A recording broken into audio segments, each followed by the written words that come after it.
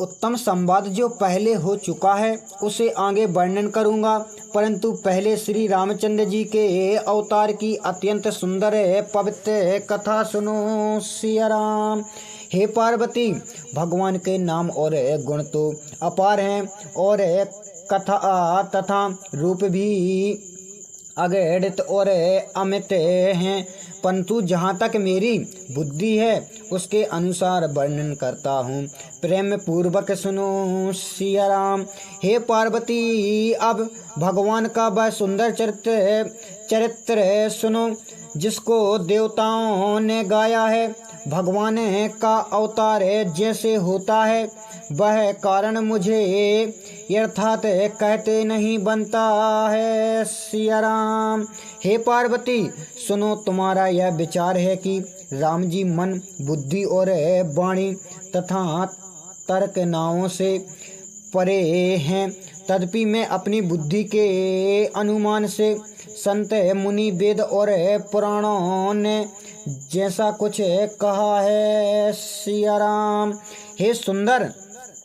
हे सुंदर मुख वाली पार्वती, वैसा अब मैं तुमको सुनाता हूँ जो कुछ कारण मेरी समझ में आता है। जब जब धर्म की हानि होती है और नीचे अभिमानी राक्षस बढ़ जाते हैं। सिया राम। उनकी वह अनीति जो वे करते हैं जिनका वर्णन नहीं हो सकता, और वे ब्रह्मांड गौ देवता और पृथ्वी को दुख देते हैं, तब तब कृपा के सागर भगवान मनुष्य शरीर धारण कर सज्जनों का कष्ट दूर करते हैं। सिया राम। तब राक्षसों को मारकर देवताओं की स्थापना करते हैं और वे स्वयं वेदों की मर्यादा को स्थिर कर संसार में उज्ज्वल कीर्ति फैलाते हैं। इन्हीं कारणों से राम जी अवतार लिया करते हैं। सिया राम। फिर उन्हीं कीर्तियों का यशोगान कर भक्त लोग इस जगत रूपी भव जाल से पार हो जाते हैं और कृपा सागर प्रभु अपने भक्तों के लिए अवतार लेते हैं। इस प्रकार श्री रामचंद्र जी के जन्म लेने के अनेक कारण हैं जो एक से एक अधिक और परम पवित्र हैं। सिया राम। उन जन्मों में दो एक का बखान करता हूँ। हे सुंदर बुद्धि वाली पार्वती, सावधान होकर सुनो। भगवान की जय हो। और विजय नामक दो प्रिय द्वारपाल थे जिनको सब कोई जानते हैं। सिया राम। उन दोनों भाइयों ने ब्रह्मांड के श्राप से असुर की देह पाई। उनमें एक का नाम है हिरण्यकश्यप और दूसरे का नाम हिरण्याक्ष था, जो संसार में प्रसिद्ध हो इंद्र का भी माने मर्दन करने वाले हुए हैं। सिया राम। ये दोनों युद्ध विजयी और विख्यात वीर हुए। तब हिरण्याक्ष को विष्णु ने 12 शरीर धारण कर मार डाला और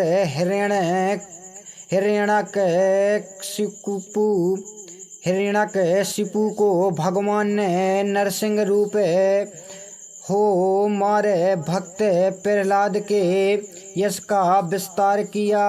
सिया राम। फिर वे बड़े वीर बलवान निशाचर कुल में जाकर कुंभकर्ण और रावण नाम से बड़े योद्धा और देवताओं पर विजय करने वाले हुए, जो संसार को विदित है। सिया राम। भगवान के मरने पर भी वे आवागमन से रहित न हुए, क्योंकि ब्रह्मांड का साप उनके 3 जन्मों के लिए था। एक बार तो उनके हित के लिए भक्तों की सेवावश ही भगवान ने शरीर धारण किया था सिया राम। वह कश्यप आदित्य इनके माता पिता थे। वही यह दशरथ और कौशल्या नाम से प्रसिद्ध हुए। इस प्रकार अवतार लेकर प्रभु ने एक कल्प तक संसार में नाना प्रकार के पवित्र चरित्र किए सिया राम। एक कल्प में जलंधर ने देवताओं को परास्त कर दिया, जिसे देख सब दुखी हुए। तब शिवजी ने अपार युद्ध परंतु वह दैत्य बड़ा बलवान था, जो कि किसी के मारे ना मरता था सिया राम। जलंधर राक्षस की स्त्री बड़ी सती थी, जिसके बल से महादेव जी ने उसे जीत ना सकते थे सिया राम। तब भगवान ने छल करके उसका व्रत भंग किया और देवताओं का कार्य किया, परंतु जब उसको यह सब भेद जान पड़ा, तब उसने कुपित होकर इन्हें श्राप दे दिया सिया राम। तब उसके शाप को प्रमाणित कर कौतुक निधि कृपालु भगवान ने फिर एक बार अवतार लिया। वही जलंधर रावण हुआ, जिसे संग्राम में मारकर श्री रामचंद्र जी ने मोक्ष दिया सिया राम।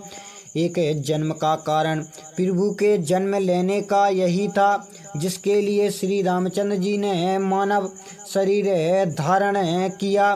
भगवान के हर एक अवतार की कथा को मुनियों से सुनकर अनेक कवियों ने वर्णन किया है सिया राम।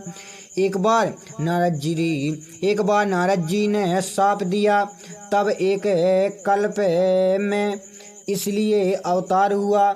महादेव जी की ऐसी वाणी सुनकर पार्वती जी चकित हो गईं कि नारद जी तो भगवान के भक्त हैं और परम ज्ञानी मुनि हैं सिया राम। फिर ऐसा क्या कारण था कि मुनि ने श्राप दिया?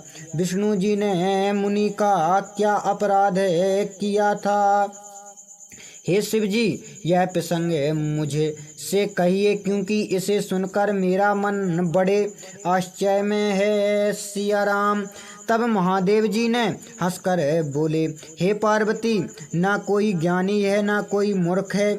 जब जिसको श्री रामचंद्र जी जैसा करना चाहते हैं, उस मुहूर्त में वह वैसा ही हो जाता है सिया राम।